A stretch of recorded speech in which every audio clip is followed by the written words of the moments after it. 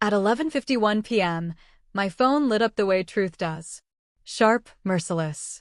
A message from my mother. We've agreed. You're no longer part of the family.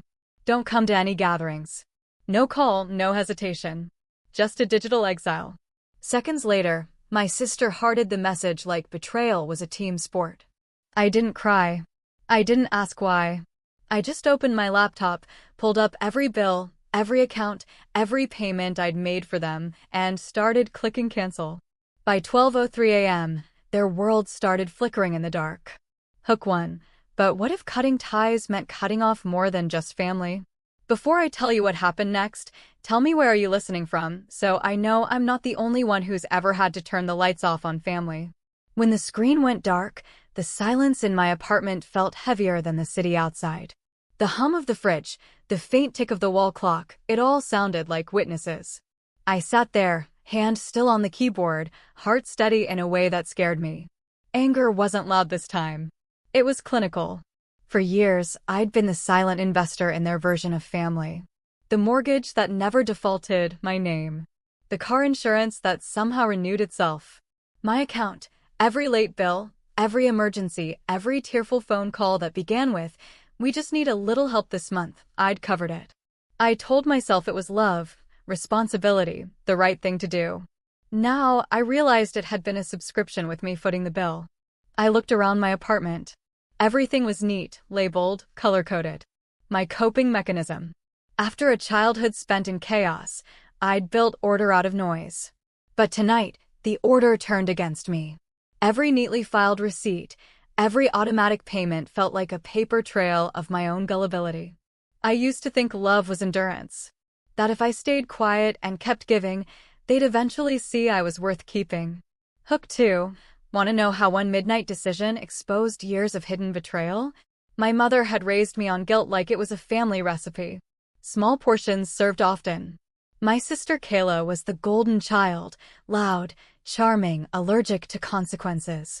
Dad, he'd learned to survive by staying out of the blast radius. I'd learned to survive by making sure there wasn't one. I remember the first time I paid their property tax. They were on the edge of foreclosure, voices cracking over the phone. I was 26, barely paying my own rent, but I wired the money without hesitation. Mom called me her guardian angel. I believed her. Then came the utilities, the car, Kayla's college tuition, $18,000 a year, 3 years straight. Funny how angels always end up footing the bill in hell. I rubbed my eyes trying to summon regret, but there was only clarity. This wasn't a breakdown. It was a balance sheet. I wasn't losing a family. I was collecting evidence. The last time I'd seen them was 3 weeks ago at Kayla's engagement party. Mom had pulled me aside in the kitchen, away from the catered trays and champagne flutes. "We need help with the down payment on her venue," she'd said, not asking, expecting. I nodded, like always. Transferred the money that night. Now, staring at my screen, I wondered how many times I'd done that. How many zeros I'd added to their lives while subtracting from mine. The clock struck 12:15. My phone buzzed. "Mom, power just went out." "What's going on?" I didn't respond. 12:22. "Kayla, phone service cut off. Did you forget to pay?" Still silence from me. 12:31. "Dad, car won't start. Something's wrong with the payment." By 12:45, the messages turned desperate. "Mom, Evelyn, answer your phone. We need help." I powered it off. Let the silence swallow them whole. The next morning, sunlight filtered through my blinds like nothing had happened. I made coffee, sat at my kitchen table, and opened my laptop again. The automatic payments were gone. Utilities, internet, phones, car loans, credit cards. All canceled. Their world, built on my backbone, was crumbling. My phone, now on, exploded with voicemails. Mom's voice cracked. "Evelyn, what have you done?" Kayla screamed. "You're ruining everything." Dad pleaded. "Call me back. We can fix this." I didn't. Instead, I called a lawyer. Julia Ramirez, a friend from college who'd specialized in family law. I told her everything. The payments, the house in my name, the years of managing that looked a lot like theft. She listened, then said 4 words that changed the game. We can sue them. By afternoon, Julia had the paperwork ready. Breach of fiduciary duty. Embezzlement. Fraud. We filed that day. The summons arrived at their door by certified mail. I imagined Mom's face when she signed for it. The confusion turning to panic. The calls came faster now, but I let them ring. Julia handled the rest. Discovery revealed more than I expected. Bank statements showed they'd been siphoning my gifts into offshore accounts. Kayla's tuition? Paid with my money, but she dropped out after 1 semester. The venue down payment? Funneled into a luxury vacation they never told me about. Photos surfaced. Them in Bali, toasting with drinks that cost more than my rent. While I ate ramen to make ends meet. The court date was set for 3 months later. In the meantime, their world unraveled. Without my payments, the power stayed off. The cars were repossessed. The house went into foreclosure. Since the deed was in my name, I let it. Neighbors whispered. Friends distanced. Their perfect facade cracked. Kayla showed up at my door one night. Mascara streaked, hair unwashed. Why are you doing this? She sobbed. You did this, I said. You took everything and gave nothing back. She left in tears. Mom tried emails. Guilt trips wrapped in nostalgia. Remember when you were little? I archived them unread. Dad sent one message. I'm sorry. Too late. The courtroom was cold, sterile. Julia presented the evidence like a story. Payments, dates, amounts. A timeline of theft disguised as family. Their lawyer argued it was gifts. No contracts, no expectations. But the judge saw through it. Ruling for the plaintiff. Repayment ordered. Full amount, plus interest. $287,000. Their accounts frozen. Assets seized. They had nothing left. After court, Mom approached me. Eyes red. How could you? How could you? I replied. She walked away. That night, I slept for the first time in months. No weight on my chest. The money came in installments. I paid off my debts. Bought a small condo. Started a savings account. Real one in my name only.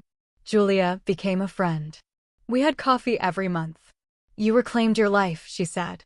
I did. Kayla found a job. Waitressing. Irony at its finest. Mom and Dad downsized. Apartment in the suburbs. No more vacations. No more facade. They tried contacting me occasionally. Birthdays, holidays. I ignored them. Until one day, an email from Mom. We forgive you. Please forgive us. Forgiveness as leverage. The oldest trick. I forwarded it to Julia and archived the thread. By the end of the week, the house was no longer theirs. The deed still under my name, sold within days. Julia wired the proceeds to my account. Watching the confirmation appear felt nothing like revenge. It felt like balance. Kayla tried once more, a final text. You won. I typed back, no one wins when family becomes debt. Then muted her number for good. That night, the city outside flickered steady, indifferent. I sat by the window, the same one that had once reflected every sleepless night I spent saving them. Now it reflected something new. Me alone, but unburdened. Somewhere out there, they were learning how to live without me. And for the first time in my life, I didn't feel guilty for letting them. By the time the court finalized everything, weeks had passed in a strange, quiet rhythm. Julia sent me a short email. Case resolved. Repayment agreement signed. Probate reversed. You're clear. Clear. The word felt foreign. Their accounts were frozen, and their house sold, their debts legally tied to their own names for once. The silence that used to haunt me had turned into peace. I no longer woke to emergency calls or just one more favor. My mornings were mine again. I bought a small apartment downtown. Nothing grand, just clean walls, sunlight, and no ghosts. Evan helped me move in. He didn't say much, just handed me a cup of coffee and smiled like he understood what freedom tasted like. The first night there, I opened my old spreadsheet, the one where I'd once tracked every dollar I'd spent on them. I stared at the numbers for a long time, then hit delete. Watching it vanish didn't feel like loss. It was release. Word got around that my parents were renting a small house outside the city. Kayla was working part-time somewhere she hated. I didn't feel satisfaction, just distance. They were finally living the life they'd built without me holding it up.